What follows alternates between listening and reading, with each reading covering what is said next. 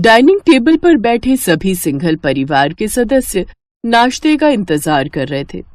तभी उनकी नौकरानी रमा उन सबको नाश्ता परोसती है। ये लो जिया बेटी, ये आज आपकी फेवरेट पसंद की मैक्रोनी बनवाई है, वो भी चीज एंड क्रीम डालकर। और हाँ, ये फ्रेश ऑरेंज जूस भी पियो। Oh, thank you so much mummy, आप बेस्ट मम्मी हो जो डेली मेरे लिए डिफरेंट ब्रेकफास्ट बनवाती हो नौकरानी से। आपको पता है, जब मैं अपनी फ्रेंड्स को बताती हूँ ना आज हमने ब्रेकफास्ट में क्या खाया, तो वो मुझसे जलने लगती हैं। इनके घर में तो ऐसा नाश्ता बनता ही नहीं है। जहाँ एक तरफ सिंघल परिवार महंगा महंगा नाश्ता खा रहे होते हैं, तो वहीं उनके पड़ोस में रहने वाली गरीब 8 साल की अनु सूखी रोटी नमक के साथ खा रही थी। जिया की नजर अपनी खिड़की से जब उस गरीब अनु की प्लेट पर पड़ती है, तो उसकी प्लेट में सूखी रोटी और नमक देख जिया मन ही मन हंस रही होती है, क्योंकि उसे तो अपनी अमीरी पर खूब घमंड होता है। उधर गरीब का एक छोटा सा घर होता है। रसोई में गरीब बहू ममता सूखी रोटी बना रही थी। उसका बेरोजगार पति रमेश काम की तलाश में बाहर गया था। उसकी बूढ़ी सास चारपाई पर लेटी हुई थी। सूखी रोटी और नमक देखकर अनु कहती है, माँ, हमें हर दिन ये सूखी रोटी ही नाश्ते में क्यों खानी पड़ती है? उधर देखो, जिया के घर कितना बढ़िया खाना बनता है। काश हम भी सुबह सुबह ऐसा अच्छा नाश्ता कर पाते। बेटी, हमारे पास जो है हमें उसी में खुश रहना चाहिए। हाँ, जानती हूँ कभी कभी कुछ अच्छा खाने का मन करता है। एक बार तेरे पापा को काम मिल जाए तो मैं तेरे लिए कुछ अच्छा सा नाश्ता बना दूंगी। आप हमेशा ही ऐसे झूठ बोलती हो, मुझे नहीं खानी है सूखी रोटी और नमक। गुस्से में अनु अपना नाश्ता छोड़कर स्कूल के लिए पैदल चल पड़ती है। उधर जिया नाश्ता करके कार में बैठकर अपने स्कूल चली जाती है। वो दोनों एक ही स्कूल में पढ़ते थे। स्कूल पहुंचकर सभी क्लास के बच्चे आपस में बातें कर रहे थे। तभी एक लड़की अनु से, अनु, सुना है तुम्हारे घर हर दिन नाश्ते में सूखी रोटी नमक के साथ खाते हैं। तुम्हें अच्छा नाश्ता नसीब नहीं होता क्या? ये सुनकर अनु की आंख भर आती है और सभी बच्चे उस पर हंसने लगते हैं। उधर जिया भी बड़े घमंड से अपने घर में बनने वाले लजीज नाश्ते के बारे में बात करती है। हाय, मैंने तो आज पेट भर के लजीज पास्ता खाया और साथ में ऑरेंज जूस भी पिया। बड़ा ही टेस्टी था। पता है, रोजाना ऐसे ही बढ़िया बढ़िया नाश्ता बनता है मेरे घर में। हाँ, मेरे घर में भी सैंडविच बना था जो कि बड़ा ही टेस्टी था। मुझे तो समझ ही नहीं आता ये गरीब लोग सूखी रोटी और नमक का नाश्ता कैसे कर लेते हैं। फिर क्लास में टीचर आ जाती है तो सभी चुप हो जाते हैं, लेकिन उन सबको खुद का मजाक उड़ाता देख अनु को बड़ा बुरा लगता है और वो उदास हो जाती है। दिन में वो दुखी होकर स्कूल से घर आ जाती है, जहाँ उसका उतरा हुआ चेहरा देख उसकी माँ ममता उससे पूछती है, क्या हुआ मेरी बच्ची, तेरा चेहरा क्यों उतरा हुआ है? किसी ने कुछ कह दिया क्या? माँ, वो जिया है ना, वो स्कूल में अपनी सहेलियों के साथ मिलकर हमारे नाश्ते का खूब मजाक उड़ाती है। आप तो जानती हो ना जिया को अपनी अमीरी का कितना घमंड है। हर बार की तरह इस बार भी वो अपने घर के नाश्ते की खूब तारीफ कर रही थी। ये सुनकर ममता का चेहरा भी उतर जाता है, लेकिन वो कर भी क्या सकती थी। वो फिर से घर के कामकाज में लग जाती है। ऐसे ही देखते देखते रात हो जाती है। रात को वो गरीब परिवार फिर से चिंता में बैठा हुआ होता है। हे भगवान, हमारी रोजी रोटी का इंतजाम कर दो। आखिर कब तक हम गरीब ये सूखी रोटी नमक के साथ खाते रहेंगे? अनु को भी स्कूल में सब चिढ़ाते हैं। सच कहूँ माँ जी, मुझे अनु के लिए बड़ा दुख होता है। हम उसे अच्छा नाश्ता तक भी नहीं दे सकते। तुम चिंता मत करो, हर गरीब का कभी न कभी अच्छा समय आता है। अगली सुबह ममता काली चाय और सूखी रोटी अनु को खाने को देती है। उस काली चाय को देखकर अनु का मन फिर उदास हो जाता है। उसे काली चाय के साथ रोटी खाता देख एक बार फिर जिया उसका मजाक उड़ाती है।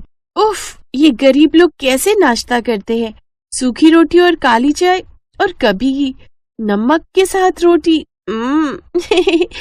कोई कैसे खा सकता है ये सब नाश्ता? तुम परेशान मत हो मेरी बच्ची, तुम्हें कभी ऐसा कुछ नहीं खाना पड़ेगा, क्योंकि हमारे पास पैसों की कोई कमी नहीं है। अच्छा चलो, अब तुम जल्दी से पिज्जा खाओ, ठंडा हो जाएगा। लेकिन अपनी सास और बेटी की ये बात सुनकर अंजलि मन ही मन सोचती है, उफ, ये कैसी सोच है। मेरे हिसाब से धन ही सब कुछ नहीं होना चाहिए। जिंदगी में कब कैसे दिन देखने पड़ जाए कह नहीं सकते। अंजलि की सोच बिल्कुल सही थी। कुछ दिनों बाद ही उन्हें बिजनेस में बड़ा नुकसान होता है और अब उनके पास पैसों की कमी होने लगती है। अब वो काम वाली को भी निकाल देते हैं। मेरी तो कुछ समझ नहीं आ रहा। हम लोग तो अर्श से फर्श पर आ गए। माँ जी, अब जो है हमें उसी में संतुष्टि करनी होगी। तभी कहते हैं ज्यादा घमंड भी अच्छा नहीं होता। माँ, तो क्या अब हमें भी अनु के परिवार की तरह सूखी रोटी खानी होगी? मुझे अब अनु के लिए बहुत बुरा लग रहा है। अब मुझे समझ आ रहा है कि जैसी करनी वैसी भरनी। अगर मैंने अनु की गरीबी का मजाक न उड़ाया होता तो हमारे साथ ऐसा नहीं होता। अब अमीर परिवार को भी गरीबी वाले दिन देखने पड़ते हैं। पहले जहां वो लजीज लजीज खाना नाश्ते में खाते थे, तो वहीं अब उनको केवल रोटी और सब्जी खाकर ही गुजारा करना पड़ रहा था। अब जिया स्कूल में भी उदास रहने लगी। अब जब उसके स्कूल में ये बात जिया के अमीर दोस्तों को पता चलती है, तो वो सब भी उससे दूरियां बनाने लगती हैं। ऐसे ही कुछ दिन बीतते हैं और एक रोज बैंक वाले अपना कर्ज वसूल करने के लिए उनके घर आते हैं और उन सबको घर से बाहर निकाल देते हैं। अब वो अनु के घर के सामने ही एक झोपड़ी में आकर रहने लगते हैं, लेकिन अब उनके पास खाने के लिए भी कुछ नहीं होता। तब ममता कुछ रोटियां अचार के साथ उन्हें खाने को देकर आती है। आपके बारे में पता चला, सुनकर बड़ा दुख हुआ। ये कुछ रोटियां हैं, आप इन्हें खा लीजिए। सुना है आपने कल से कुछ नहीं खाया। आपका बहुत बहुत शुक्रिया। जिया को अपनी गलती का एहसास होता है। 2 दिन बाद जिया स्कूल में होती है तो अनु से जाकर माफी मांगती है। मुझे माफ कर दो अनु, मैंने तुम्हारा बहुत मजाक उड़ाया, तुम्हारी गरीबी का खूब मजाक उड़ाया। लेकिन अब मुझे समझ आया कि गरीबी में दिन काटना कितना मुश्किल होता है। कोई बात नहीं जिया। अच्छा, मैं ना आज टिफिन में ब्रेड पकौड़े लाई हूँ। वो क्या है ना, बाबा की एक दुकान में नौकरी लग गई है। चलो, तुम मेरे साथ खाओगी? हाँ हाँ, क्यों नहीं। मुझे बहुत जोरों की भूख लगी है और आज बड़े दिनों बाद मैं ब्रेड पकौड़े खाऊंगी। हाँ, माँ ने मुझे प्रॉमिस किया था कि जब बाबा की नौकरी लग जाएगी तो मैं बढ़िया सा नाश्ता खिलाऊंगी। उधर ममता भी अंजलि और उसके परिवार को ब्रेड पकौड़े बनाकर देकर आती है। अब दोनों परिवार एक दूसरे के करीब आ जाते हैं। अब वो दोनों परिवार हर सुख दुख में एक साथ खड़े रहते हैं।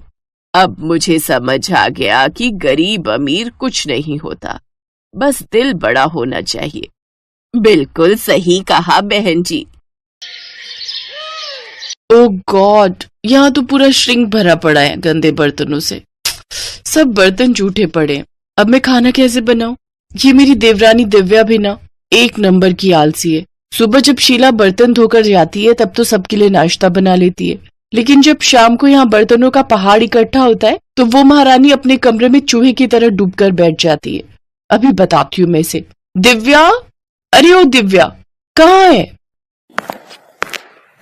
क्या हुआ जेठानी जी? मुझे बिग बॉस देखना है। अरे मुझे यहाँ सबके लिए रात का खाना बनाना है, लेकिन यहाँ तो बर्तनों का ढेर लगा हुआ है और तू महारानी है कि जिसे अपना बिग बॉस देखना है। चल पहले जल्दी से सारे बर्तन धो। हैं? क्या मैं बर्तन धो? ना बाबा ना, मैंने आज ही मैनिक्योर करवाया है, फिर उसके पैसे वेस्ट चले जाएंगे। ये तो तेरा हर हफ्ते का बहाना है। जब जानती है कि घर के कामकाज में खराब होना है तो क्यों बेकार पैसे फूंक कर आती है। चल अब बर्तन धो, मुझे खाना बनाने में देर हो रही है। एक बार कह दिया ना नहीं धोऊंगी, आप धो लो, मैं खाना बना लेती हूँ। इसी तरह दोनों एक दूसरे पर बर्तन धोने का काम टाले जा रही थी। उधर बाहर डाइनिंग टेबल पर बैठे घर वाले खाने का वेट कर रहे थे। हे राम, खाना कहाँ रह गया? मेरे पेट में तो चूहे कूद रहे हैं, लेकिन ये रसोई से आवाज कैसी आ रही है? माँ, लगता है दोनों फिर से शुरू हो गई। धत तेरी की, फिर तो मिल गया हमें आज भी खाना। अनुज बेटा, ऐसा कर, तू बाहर से ही खाना मंगवा ले। एक दिन इन दोनों बिल्लियों की लड़ाई में भूख के मारे ही मैं परलोक न सिधार जाऊं। हाँ, भी ऑर्डर कर देता हूँ माँ। वैसे भी हमारे पास और चारा भी क्या है। उधर दोनों अभी भी बहस ही किए जा रही थी। ठीक है, फिर नहीं धोने ना तुझे बर्तन, तो मैं भी कोई खाना वाना नहीं बनाने वाली। रहो सब भूखे आज। अरे भूखे क्यों रहेंगे, कल रोहन जी ने खाना ऑर्डर किया था, आज अनुज भैया को बोलो वो ऑर्डर कर देंगे। दोनों ये बोलने बाहर आती ही है कि तभी अनुज कहता है, कर दिया ऑर्डर, हम जानते हैं तुमसे खाना नहीं बनेगा। तुम दोनों से मिलकर खाना और बर्तन धोने तक का काम भी नहीं होता क्या? मुझे तो आप कुछ ना ही बोलो जेठ जी तो बेहतर रहेगा। मैंने सुबह का खाना और दोपहर का खाना बनाकर अपना काम पूरा कर लिया था। सिर्फ रोटियां सेकने को दोपहर का खाना बनाना नहीं कहते। हाँ अब जो भी हो, काम तो हुआ था ना। बस करो, दोनों रिकॉर्डर की तरह शुरू होती हो तो बचती ही रहती हो। कुछ देर बाद डिलीवरी बॉय खाना ले आता है। सब चुपचाप उस खाने को खा लेते हैं। अगली रात दोनों में फिर से रात की रसोई का संग्राम छिड़ जाता है। तभी पड़ोस की कमला आंटी वहां आती है। ये ले रश्मि, आज अपनी बेटी के यहाँ गई थी। उसके बेटे का मुंडन था ना, तो वहीं भंडारा था। सोचा तुम्हारे लिए प्रसाद लेती चलूं। लो तुम सब भी खा लेना। अरे वाह, फिर तो आज रात की रसोई बनानी नहीं पड़ेगी और ना वो बर्तन धोने पड़ेंगे। रश्मि ये देखकर खुश हो जाती है। फिर दोनों देवरानी जेठानी बर्तन ना धोने पड़े इसलिए एक बड़े से भगोने में आलू की सब्जी डाल देती हैं। एक कटोरे में हलवा और बड़ी सी परात में पूरियां परोस देती हैं। फिर सबको उसी में एक साथ खाने को कहती हैं। तुम पागल हो गई हो क्या? सब इसमें एक साथ कैसे खाएंगे? चल तो दिव्या, जरा इन्हें खाकर तो दिखा। दोनों पूरियां तोड़कर सब्जी में डुबोती हैं, खाने लगती हैं।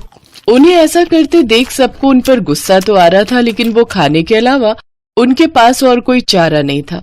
वो रात तो जैसे तैसे कट गई, लेकिन अगली शाम फिर वही कहानी छिड़ गई। देख, कल तो कमला आंटी भंडारा दे गई थी, लेकिन आज तो तुझे बर्तन धोने ही पड़ेंगे। क्या दीदी, मैं बहुत थक गई हूँ, आज रहने देते हैं। मैं उनसे कहकर बाहर से खाना मंगवा लेती हूँ। ये सुनकर रोहन गुस्से में आ जाता है। चुप रहो, अपना मुंह बंद रखना। आज हम दोनों में से कोई भी बाहर का खाना ऑर्डर नहीं करेगा। जाओ दोनों रसोई में और खाना बना कर लाओ। दोनों डर के मारे किचन में चली जाती है। क्या करे दीदी, अब तो रात की रसोई करनी पड़ेगी। अच्छा एक काम करते हैं, आप ये बर्तन धो लो तो मैं सबके लिए पुलाव बना दूंगी। हा, आई बड़ी बर्तन धो दो, खुद धो ले समझी। और रही उन लोगों के बाहर का खाना ना खाने की बात, तो कोई बात नहीं, हम उन्हें बाहर का खाना मंगवाने के लिए नहीं कहेंगे और ना ही हम खुद घर पर बनाएंगे। मैं कुछ समझी नहीं, अभी बताती हूँ। रश्मि डब्बे समेत नमकीन, मुरमुरा और बिस्कुट लेकर घर वालों के सामने रख देती है। ये रहा आप लोगों का आज का खाना। इन दोनों का बस चलेगा ना तो हमें रोज मंदिर के बाहर लंगर में बैठकर ही रात का खाना खाना पड़ेगा। इनके रहते तो हमें रात की रसोई नसीब ही नहीं होगी। बस बस बहुत हुआ, आज तो हम जैसे तैसे ये खा लेते हैं, लेकिन अगर कल से खाना नहीं मिला तो फिर तुम लोगों की खैर नहीं। जी ठीक है, लेकिन उनके पास इसका भी जुगाड़ था। अगले दिन दिव्या बाजार से जाकर कुछ डिस्पोजेबल प्लेट्स ले आती है। यार दिव्या, खाना तो डिस्पोजेबल में खा लेंगे, लेकिन खाना बनाने के लिए तो वो बर्तन धोने ही होंगे ना। कुकर, कढ़ाई, ये सब तो चाहिए ही ना। फिकर नॉट, ये देखो 2 मिनट में बनने वाली मैगी, अब हम सब यही बनाएंगे। दोनों फिर से काम चोरी दिखाती हैं और नूडल्स बनाकर डिस्पोजेबल में डालकर दे देती हैं। ये देख तीनों अपना माथा पकड़कर बैठ जाते हैं। लेकिन अगले दिन सास ने दोनों बहुओं को सबक सिखाने का फैसला किया। अगली शाम रसोई से बर्तन धोने की आवाज आती है। दीदी, अभी तो हम रसोई में गए भी नहीं, फिर ये बर्तन धोने की आवाज कहाँ से आ रही है?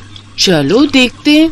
दोनों अंदर जाकर देखती हैं तो अनुज बर्तन मांज रहा होता है, रोहन धो रहा होता है और बूढ़ी सास पार्वती खाना बनाने लगती है।